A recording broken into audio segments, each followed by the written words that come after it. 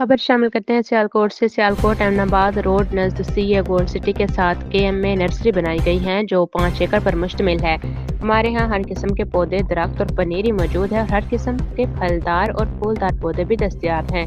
अगर गुलाब की बात की जाए तो गुलाब के पौधों की अक़साम बताई जाए तो तकरीबन 20 किस्म के गुलाब मौजूद हैं और गोटा, लीमू, हर तरह के नायाब पौधे दस्तयाब हैं। अब सियालकोट के अवाम को पतों की जाने की कोई ज़रूरत नहीं। हम मज़ीद जानते हैं हमारे स्कॉलर्स न्यूज़ के नुमाइंदे खुरम शहजाद मुगल से। जी जी ਅੱਜ ਅਸੀਂ ਸਿਆਲਕੋਟ ਦੀ ਬੜੀ ਮਸ਼ਹੂਰ ਨਰਸਰੀ ਦੇ ਵਿੱਚ ਆਏ ਆ ਤੇ ਮਾਸ਼ਾਅੱਲਾ ਬੜਾ ਸਾਡਾ ਸਬਜ਼ੋ ਹੋਇਆ ਤੇ ਅਸੀਂ ਅੱਜ ਪੌਦਿਆਂ ਦੇ ਹਵਾਲੇ ਦੇ ਨਾਲ ਗੁਫ਼ਤਗੂ ਕਰਨੇ ਆ ਸਾਰਾ ਰੰਗ ਨਾਲ ਕੀ ਕਹਿਣਾ ਚਾਹੁੰਦੇ ਨੇ ਤੇ ਕਿਹੜੇ ਇੱਥੇ ਕਿਸਮ ਦਾ ਪੌਦਾ ਹੈ ਜੀ। अस्सलाम वालेकुम जी। जी वालेकुम सलाम। ਅੱਛਾ ਸਰ ਪੌਦੇ ਕਿਹੜੀ ਕਿਸਮ ਦੇ ਪਾਏ ਜਾਂਦੇ ਨੇ ਇੱਥੇ ਤੇ ਕਿੱਡੇ ਸੋਹਣੇ ਲੱਗਦੇ ਨੇ ਪੌਦੇ ਇਹਨਾਂ ਦੇ ਹਵਾਲੇ ਦੇ ਨਾਲ ਥੋੜਾ ਸਾਰਾ ਸਾਨੂੰ ਦੱਸੋ।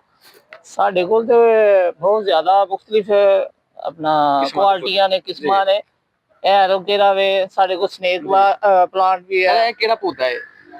एरोकेरा एरोकेरा। हाँ जी। ਸਰ ਇਹ ਕਿਹੜੇ ਇਲਾਕੇ ਦੇ ਵਿੱਚ ਪਾਇਆ ਜਾਂਦਾ ये कश्मीर वाले इलाके च पाया जाता है। ਇਲਾਕੇ ਦੇ ਵਿੱਚ ਪਾਇਆ ਜਾਂਦਾ ਹਾਂਜੀ। ਇਹਦੀ ਮਤਲਬ ਤਸੀਰ ਠੰਡੀ ਹੁੰਦੀ ਹੈ ਇਹਨੂੰ ਕਿਸ ਚੀਜ਼ ਵਾਸਤੇ ਇਸਤੇਮਾਲ ये खूबसूरती है। ਠੀਕ ਹੋ ਇਹ ਗਿਆ। ਘਰਾਂ 'ਚ ਜਿਹੜੇ ਆਪਣਾ ਗਾਰਡਨ ਬਣਾਏ ਨੇ ਉਹਨਾਂ ਦੇ ਵਿੱਚ ਲਾ ਕੇ ਦਿੰਦੇ ਆ ਅਸੀਂ। ਇਹ ਬਹੁਤ ਅੱਛਾ ਖੂਬਸੂਰਤ ਪੌਦਾ ਹੋਇਆ।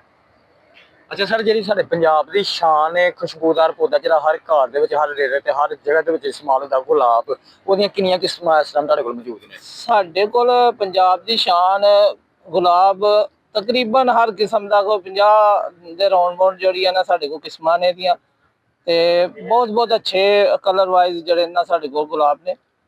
ਰੈਡ ਤੋਂ ਲੈ ਕੇ ਪਿੰਕ, ਯੈਲੋ, ਆਪਣਾ पर्पल, फिरोजी, बहुत ज्यादा जड़ियां क्वालिटियां ने साडे कोल। अच्छा मतलब ਤੁਹਾਡੇ ਕੋਲ हर किस्म ਦਾ ਗੁਲਾਬ ਮੌਜੂਦ ਹੈ ਜਿਸ ਤਰ੍ਹਾਂ ਕਾਲਾ ਗੁਲਾਬ, ਲਾਲ, ਗੁਲਾਬੀ, ਸਫੇਦ हर किस्म मौजूद है। बिल्कुल साडे कोल सारियां जड़ियां किस्मां है ने हर तरह दी किस्म। अस्सलाम वालेकुम। ਅਸੀਂ ਸਿਟੀ ਹਾਊਸਿੰਗ ਦੇ ਰਹਾਇਸ਼ੀ ਹਾਂ ਤੇ ਇਹ ਨਰਸਰੀ ਦਾ ਵਿਜ਼ਿਟ ਕੀਤਾ ਅੱਜ ਆਪਣੇ ਫਾਰਮ ਹਾਊਸ ਵਾਸਤੇ। ਕੋਈ 10-12 ਪੌਦੇ ਇਥੋਂ ਲਏ ਨੇ